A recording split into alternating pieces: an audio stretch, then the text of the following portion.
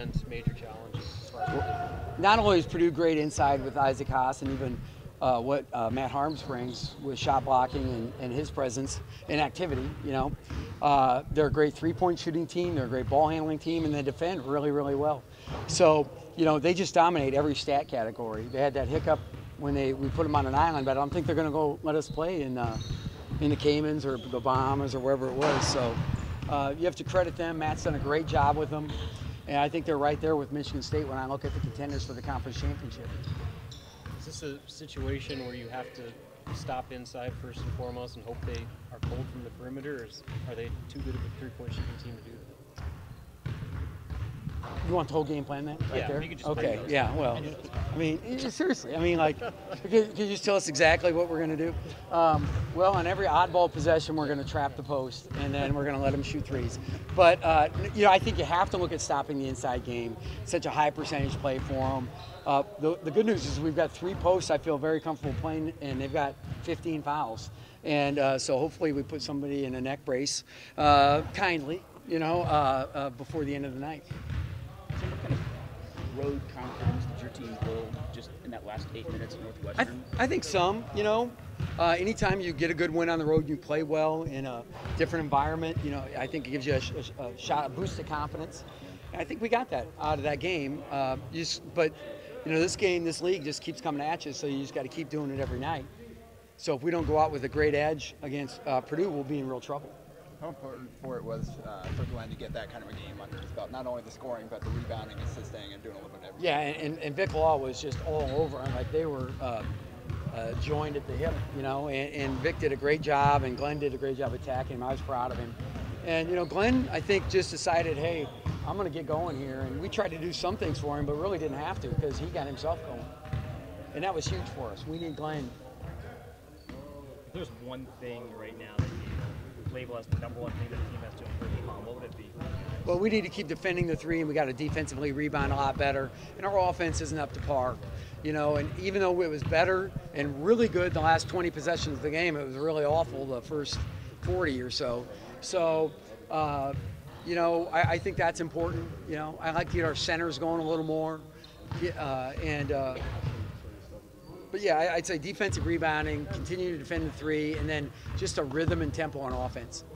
I think you guys are moving the ball well, though. I mean, numbers-wise, it would say you are. We complete more passes without a shot than anybody I've ever seen in my life.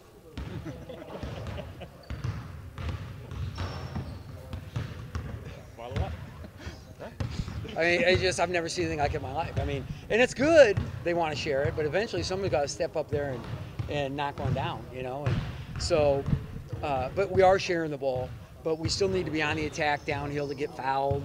So we have a nice balance of inside, outside, free throw line, transition activity. I like to play in a place like Mackey Arena. I know every Big Ten. The Tin Can? Mackey's a place Nebraska's never won. How cool would it be to go in there? Oh, it'd be awesome. I didn't know that. And so thanks for sharing. Now I feel worse. Coach's psyche is a real important thing as the season wears on. But as we look at this, yeah, that's true.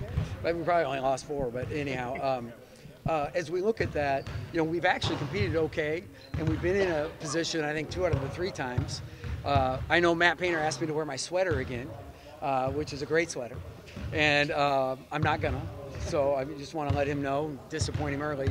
But Mackey Arena is a great atmosphere. It's an iconic Big Ten arena. It's one that's a lot of fun to play in. I always show the guys the retired jerseys. It's got John Wooden up there and the big dog Glenn Robinson, and then there's Dave Shellhouse and a couple other guys. And I said, see that coach up there? I'm like 8-4 against that guy.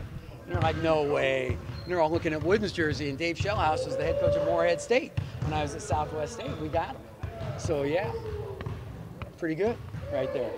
The trick. That's a freshman trick. We get them on that. Get it, Robin? They're freshmen. They think it's John Wooden I'm 8-4 against. But it's not. No, that's the trick. Against a guy like Carson Edwards, how much does having Copeland and Roby's length help out on defense? Yeah, we need those guys helping out on him, and certainly then Evan Taylor's going to get, and James Palmer are going to get cracks at him too. But Vince Edwards is a really good player, and Carson is really coming on strong at the guard position. But both those guys are really troublesome, and Matt's done a great job recruiting. You know, Vince is more local, Carson's from Texas, and you know, they both pose great problems. Got to ask you the annual lineup question. A lot of people are wondering, what's the... Can you name those people? Do they have real names? Husker Is it 42 Husker? on Husker Online. Yeah, okay. Just checking. I want to make sure we got the same guy. They want to know the philosophy behind... So at the end of the game, the ETN analysts were talking, spent like the last 3 minutes saying that lineup at the end is your best lineup. Why don't you go with it more? What's the thinking behind not going with that to start? Well, I just don't think that Isaiah Roby is tremendous. I just don't think it's in his best interest, or even Isaac Copeland's, to battle with the big guys like Derek Pardon, who's an all-conference type player, and Isaac Haas, who's having all-conference type numbers. Go in there and think he's going to play them for 30 minutes and not foul or not get worn out or whatever. Now, certainly I'm going to get that lineup on the floor at important times, but I guess being up 17 is just not enough for Husker42.com, right? But, I mean, sorry we got there so late. Okay. Yeah, I know. Jeez. Tough crowd. All right, you guys, thanks. Thank you.